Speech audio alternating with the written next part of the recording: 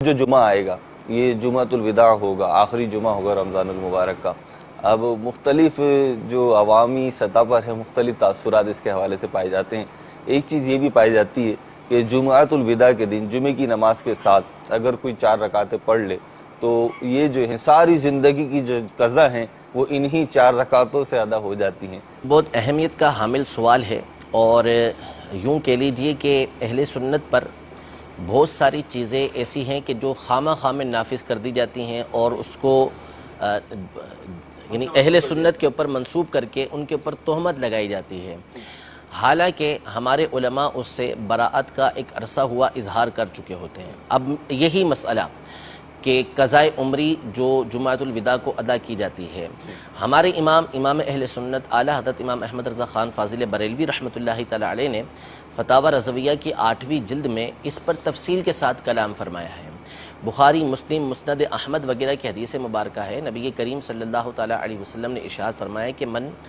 نسی الصلاۃ او نام عنہا فلیصلیھا اذا ذکرھا او کما قال علیہ الصلوۃ والسلام،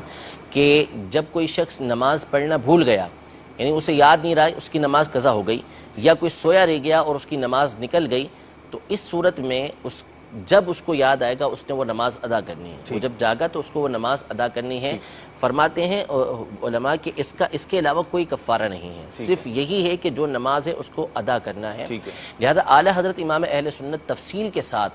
اس بات کا رد کر چکے ہیں کہ ایسی کوئی بات نہیں ہے کہ جمعہ کے دن جمعے کی نماز کے بعد جو ہے وہ 4 رکعتیں ادا کر لی جائیں، یا بعض کے نزدیک 5 نمازیں ایک ایک کر کے ادا کر لی جائیں تو اس صورت میں ساری زندگی کی نمازوں کا کفارہ ہو جائے۔ اس کی کوئی حقیقت نہیں ہے، اہل سنت اس سے بری ذمہ ہے۔ کوئی بھی ایسا معاملہ ہو کہ جس میں اس طرح کی ایسے معاملات پیش کیے جائیں کہ جو شریعت مطہرہ کے خلاف ہیں، تو اس میں علماء کا موقف دیکھا جاتا ہے، جہلاء کا موقف نہیں دیکھا جاتا،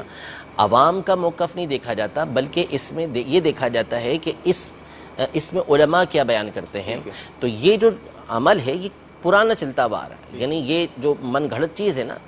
قضائے عمری ادا کرنا جمعے کے بعد، یہ پرانا چلتا ہوا آ رہا ہے۔ ملا علی قاری رحمۃ اللہ تعالی علیہ نے موضوعات کبیر کے اندر اس بات کو تفصیل سے لکھا ہے کہ اس روایت کو بیان کیا کہ بعض نے یہاں پر حدیث گھڑ لی،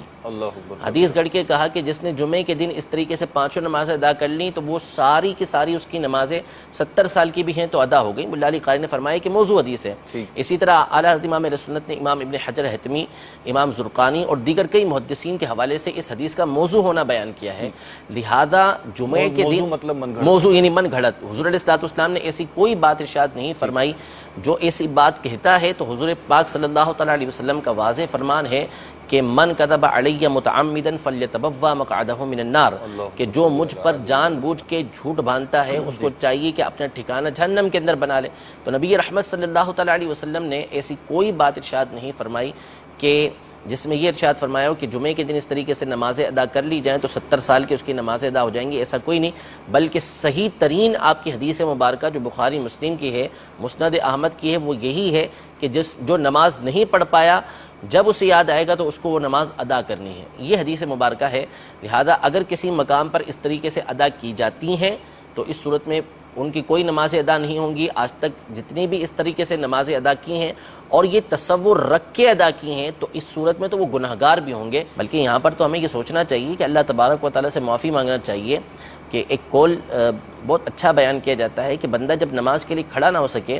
تو وہ یہ سوچے کہ مجھ سے ایسی کون سی غلطی ہوئی کہ میرے رب عز و جل نے مجھے اپنی بارگاہ میں کھڑے ہونے کا موقع نہیں دیا، سعادت نہیں دی کہ میں اللہ تبارک و تعالیٰ کی بارگاہ میں کھڑا ہوں۔ اب اس کے بعد جب آپ ایک تو 70 سال تک یا 20 سال تک یا 30 سال تک جو بھی آپ نماز ادا نہیں کرتے رہے، اس کے بعد جب آپ اس کو ادا کرنے کے لیے بھی آ رہے ہیں تو شریعت مطہرہ کے خلاف آ رہے ہیں، تو اللہ تبارک و تعالیٰ سے ڈرنا چاہیے کہ کہیں آپ کے اوپر خفیہ تدبیر تو نہیں ہے کہ آپ نمازیں چھوڑ چکے ہیں اور اس کے بعد پھر آپ نمازوں کو قضا کرنے کا بھی ذہن نہیں رکھ رہے، اس طریقے سے نمازیں اپنی معاف کروا کے آپ اور مزید اپنے آپ کو جہنم کا مستحق بنا رہے ہیں۔